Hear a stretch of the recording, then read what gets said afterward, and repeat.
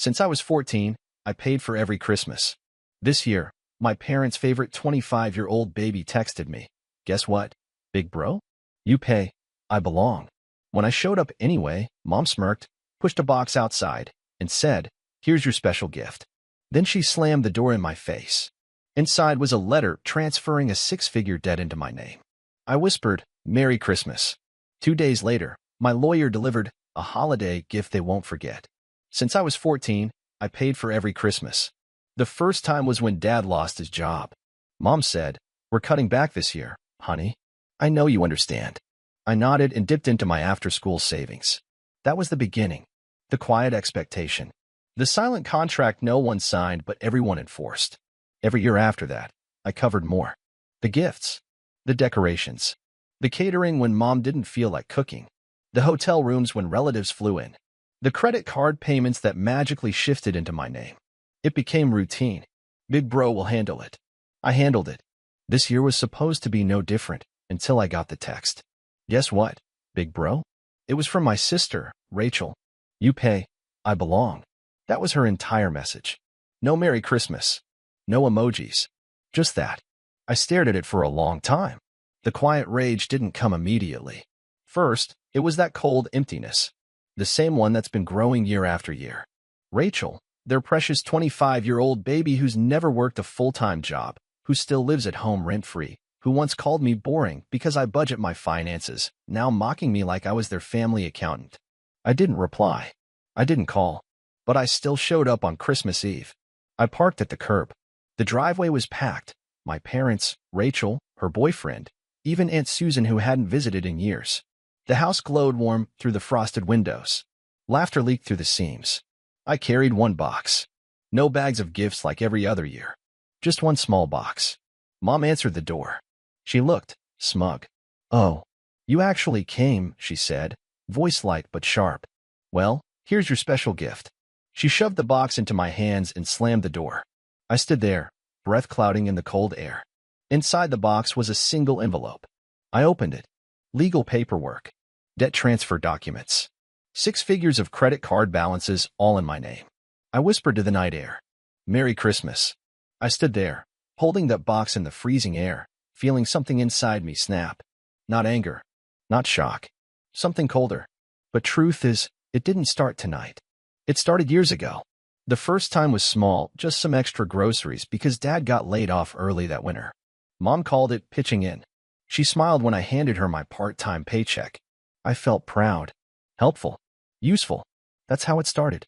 Small, subtle, harmless. Every year after that, I covered a little more. By 17, I was paying for the tree and half the presents. By 19, I was covering Rachel's first college deposit after she forgot to apply for scholarships. By 22, I was co-signing credit cards because Mom said, "It'll help your sister build credit." When Dad's second business collapsed. "Just until we get back on our feet, son." I kept paying, kept nodding, kept convincing myself this was normal, that this is what family does. What they were doing wasn't asking for help. They were building a system, one where I existed purely to fill the gaps. Quietly, consistently. Rachel never struggled the way I did. While I worked 2 jobs through college, she changed majors 3 times and posted beach selfies with captions like, "Self-care matters." When she moved back home at 25, nobody blinked. Mom called her our baby like she was still 16. Dad bragged that she's finding herself. And me? I worked, paid, cleaned up the messes. When their cars broke down, I covered repairs. When Dad's medical insurance lapsed, I footed the hospital bill. When Rachel overdrafted her bank account, again, my number was the one she called. They never said thank you. Not really. Instead, they built this quiet entitlement, this expectation that I would always handle it, that I existed to solve problems they created. Big bro's got it. He's always so responsible. You know he's better with money than the rest of us. They said it like compliments. But it was a chain, and I wore it for years. I told myself it was love, that one day they'd realize how much I sacrificed. But every time I thought maybe, just maybe, they saw it. They proved me wrong. 2 months ago, it got worse. Rachel called late one night, 11:42 p.m. "Hey, can you do me a huge favor?" The dealership denied my loan. "It's stupid, honestly. I just need you to co-sign." I'll handle the payments. Swear. I didn't answer right away. She added, come on. You know I'm good for it. Please? Dad says it's not a big deal. And like a fool, I signed. Again. A $48,000 SUV. Fully loaded. Zero down. She drove it off the lot like she won the lottery. I watched her post story after story, spinning the wheel, posing next to it, adding captions like, manifestation works when you've got the right people around you. The right people. She meant me. 3 weeks ago, Dad called. Son, listen, we're applying for a consolidation loan. Just for a short period. We need your name on the paperwork to qualify for better rates. Strictly temporary. Trust me. My stomach twisted, but the words came automatically. All right. Because that's who I was to them. Automatic. Reliable. Always available. But nothing prepared me for what arrived last week. A thick envelope. Certified mail. Inside, documents transferring over $136,000 in credit card debt, lines of credit, private loans, all bundled neatly under my name. Co-signed. Authorized. Dated. Multiple signatures. All forged. It wasn't just one mistake. It was deliberate. Planned. Coordinated. They built this web for months, maybe longer. Quietly stacking debts, opening accounts behind my back, funneling balances into my name like I was just another credit tool. They didn't even have the decency to hide it anymore. The final blow came 2 days before Christmas. Rachel texted me again. Guess what, big bro? You pay. I belong. No shame. No hesitation. Just bold, unapologetic entitlement. I sat there, staring at her message while outside the world was covered in holiday lights. Family shopping, kids ice skating, people singing carols. And I was watching my own family gift me 6 figures of debt like it was some twisted holiday tradition. I didn't respond. I didn't drive over with presents. But I did show up. Christmas Eve. I parked across the street. The driveway was packed, Rachel's SUV gleaming under the porch lights like some trophy I bought for her. Dad's truck. Mom's sedan. Even Uncle Robert's car was here. The house was lit up like a magazine cover. Perfectly staged for their version of the holidays. I could hear the faint hum of laughter from inside. They didn't know I was coming. I carried one small box. No bags of gifts like every year. No trunk full of surprises. Just one box. I rang the bell. The door opened faster than I expected. Mom stood there. Silk blouse, wine glass in hand, wearing that plastic smile I'd seen my whole life. Oh, she said, blinking like she wasn't sure if she should act surprised or annoyed. You actually came. She didn't even move to let me inside. Rachel appeared behind her, grinning like a kid who got away with something. Big bro, she sang. Look who decided to stop by. I said nothing. Mom finally extended her arm, holding out the box she clearly had waiting. Here's your special gift, honey. She pressed it into my chest and, without waiting for a word, shut the door. The deadbolt clicked. I stood there for a long moment. My breath turned to vapor in the cold December air. Then I opened the box. Inside was a single thick envelope. I knew before I even unfolded the documents what it was. The paperwork I already saw earlier that week, but this time, tied up with a crimson ribbon like they thought packaging the fraud would make it festive. Full legal transfer. $136,482.17 in debt. My debt now. Signed. Filed. Complete. Merry Christmas. I sat in my car for almost an hour. Staring at the papers. Staring at the house. The house I'd helped them save when Dad defaulted on his second mortgage. The house where I spent my teenage years skipping meals so Rachel could have dance lessons. The house they locked me out of tonight. And as I sat there, something inside me stopped moving. Not rage. Not heartbreak. Just stillness. It wasn't the first betrayal. It was simply the last. Christmas morning passed in silence. No calls. No texts. By noon, my credit monitoring app buzzed. New credit inquiry detected. I opened it. They had applied for a home equity loan. Using my name. My credit score. My signature forged again. Another $50,000 request pending. They weren't done. They were still feeding. Because they never thought I would stop them. The next day, my phone exploded. First came Dad. Son, listen. I know how this looks, but you have to understand. We were consolidating. You know how tough this economy's been. I was going to call you after the holidays. Then Mom, please don't be dramatic, honey. These accounts are temporary. You're just better at managing the payments, that's all. We trust you. And then Rachel. You're overreacting. We're family. You know you always handle the big stuff. That's your role. My role. That's all I was to them. A role. A bank account with a pulse. Not a brother. Not a son. Not family. Just function. The final trigger came 2 days later. Jason, an old friend from college, texted me. Yo man, didn't know you bought your folks a second house. Big moves. Attached was a screenshot. Rachel's Instagram story. Her posing in front of a new Craftsman house. Bright smile. Keys dangling from her manicured fingers. Captioned. Couldn't have done it without my big brother. The real MVP of the family. And below, in bold. Hashtag blessed, hashtag family first, hashtag forever grateful. She tagged me. Like it was some accomplishment. Like this entire theft was a sweet holiday surprise. I stared at that picture for a long time. The comments underneath were worse. Your brother is such a good man. You're lucky to have him. True family values. No one knew what she really meant. They never saw the years of loans, payments, credit cards I cleaned up, the career sacrifices, the empty savings account. They didn't see the blood she wrung from me, only the bow she wrapped it in. That's when the numbness broke. But I didn't yell. I didn't call. I didn't send angry texts. I opened the black folder I'd kept locked for months. The full audit. The transaction trails. The forged authorizations. The accounts opened behind my back. Everything I needed to burn their little empire to the ground. I picked up my phone and called Mark, my lawyer. He answered on the second ring. It's time, isn't it? I didn't hesitate. Yes. Start everything. They thought they had me cornered.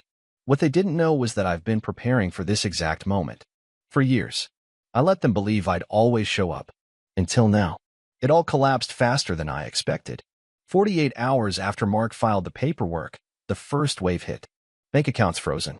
Lines of credit suspended. Pending fraud investigations opened on every forged signature.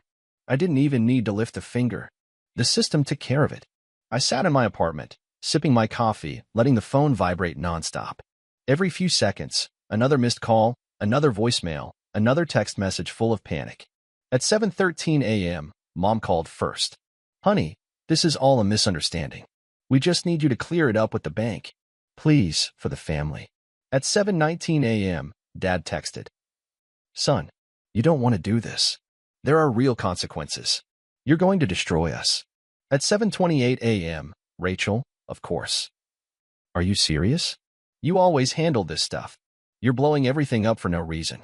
I let the notifications stack. I let them sweat. By noon, they shifted tactics. Mom again. You've always been the strong one. You've always held us together. Please, don't throw that away. Dad's follow-up was colder. You're making a permanent mistake. Rachel's text, of course, was pure venom. You're being selfish. Do you even care what happens to us? What happens to me? That was the moment it hit me. Even now, at the edge of financial ruin, they still saw me as responsible for their survival. Not responsible in the sense of guilt. Responsible as their property. Like I was just a resource they could drain every time they started dying. The second wave hit that evening. Mark forwarded me the letter from their attorney. We are requesting immediate negotiation to avoid criminal prosecution. Our clients are willing to transfer assets and fully absolve any outstanding debts to settle this matter. Translation. They knew they were screwed. But I wasn't here for a deal. I wasn't here for a payoff. I was here for freedom. At 8:42 p.m., the doorbell rang. I let it ring. 3 times. Finally, I answered. Rachel stood there. Her usual smug confidence was gone. Hair pulled back sloppily. Eyes red. Breathing shaky. Please, she said quietly. Can we talk? Just you and me. I didn't move. You've made your point. You're right. Okay? Things got out of hand. We needed help. And you always helped. Her voice broke. Dad's panicking. Mom's sick over this. We could lose everything. I could lose everything. I stayed silent. Her eyes darted around like she was searching for a crack in my face. Some opening. Some mercy. I'll fix it. I'll move the loans back. We'll put everything in your control. Just stop this. She said it like she was offering me a gift. Control. That was always the bait. Let me keep the leash. Let me hold the noose they tied around my neck for years. But I wasn't here to renegotiate my own captivity. No, I said softly. Her breath hitched like I'd slapped her. You're serious. I didn't blink. It's done, Rachel. An hour later, the third wave hit. Their social world began to fracture. The Instagram post was gone. The comment threads exploded. Friends asking questions. Acquaintances posting thinly veiled subtweets about people who steal from family and pretend it's love. Dad's business partner backed out of their silent agreement. Mom's charity board suspended her position pending personal legal matters. Rachel's precious online persona started bleeding followers as whispers spread. They built their lives on this curated lie of family perfection. And now, the cracks were public. But the loudest silence was from inside the family group chat. The one that once buzzed daily with fake holiday plans, Venmo requests, and passive-aggressive guilt trips. No? Nothing. No, Merry Christmas texts. No, can you help with next month's rent? No, can you spot me for this? Just emptiness. For the first time in years, I could hear my own breathing. I made dinner, ate in peace, drank my coffee while it was still hot. There was no celebration, no triumph, just stillness and freedom. They thought I'd never leave. They thought I'd never fight. They thought I was too quiet. And now? Now they know the fallout didn't end with frozen accounts. It kept bleeding into every corner of their lives. 2 weeks later, I received a certified letter from the county. Pending foreclosure proceedings initiated on property located at 481 Crestline Drive. Their house. The same house I helped save years ago. The house I bailed out more times than I could count. The house they used to lock me out on Christmas Eve. Now it was slipping through their fingers. The calls never stopped. Dad tried a new angle. Son, don't let pride destroy this family. We can fix this together. Together. The word tasted like acid. Together, when they forged my name. Together, when they moved 6 figures of debt into my identity. Together, when they posted online like I was their willing sponsor. No, there was never a together. There was only me. Feeding them. Mom followed a few days later. You're punishing everyone. Not just your father and me. Rachel's broken. She's barely eating. The manipulation was familiar. Scripted. Her voice cracked like she was on the verge of tears. But I heard no real sorrow. Only fear. Fear of losing her safety net. Fear of consequences finally landing where they belonged. We were trying to hold things together. You have no idea how much we depended on you. That was the first honest thing she said. Rachel's final attempt came as a letter. Handwritten. For pages. Emotional. Dramatic. I was scared, okay? We all were. We didn't know how to fix it. We thought you'd be angry if we told you how bad things were. We just figured you'd help like always. You always help. She ended it with, You're still my big brother. I read the letter twice. Not because I was conflicted. Because I wanted to fully absorb how deeply entitled they were. Even after everything, Rachel still believed blood erased betrayal. She thought brother was stronger than theft, stronger than fraud, stronger than years of being drained dry. It wasn't. 3 weeks later came the final nail. Mark called. The federal investigation is moving forward. Your testimony won't be needed. They have enough. Wire fraud, identity theft, tax evasion. The state was pressing charges. Rachel was facing felony counts. Dad was under audit. Mom was being named as a co-conspirator. Mark paused. You still sure you don't want to negotiate? You could recover some of what they took. I didn't hesitate. I don't want a penny. Let the consequences speak for themselves. He exhaled slowly. Understood. The headlines came a week later. Local news. Social media. Family accused of multi-year identity fraud scheme. Over $200,000 in stolen funds identified. Their faces plastered online. Their names dragged through every public channel they once weaponized to paint their perfect lives. The same people who once bragged about me on Facebook, who posted staged family dinners, who tagged me in fake holiday photos, they were now headlines. Neighbors whispered. Old friends vanished. Business partners fled. Sponsors pulled out. Their little empire built on my silence collapsed entirely. And me? I slept.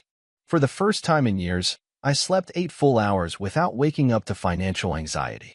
No phone vibrating at 3 a.m. with small favors. No emergency Venmo requests. No guilt-drenched voicemails. No thinly veiled insults wrapped in holiday cheer. Just quiet. Clean. Perfect quiet. Months later, I got one last text. From a burner number, clearly Rachel. You'll end up with no one left. You know that, right? I read it. Let it sit. Smiled. Because for the first time in my life, I wasn't alone. I was free.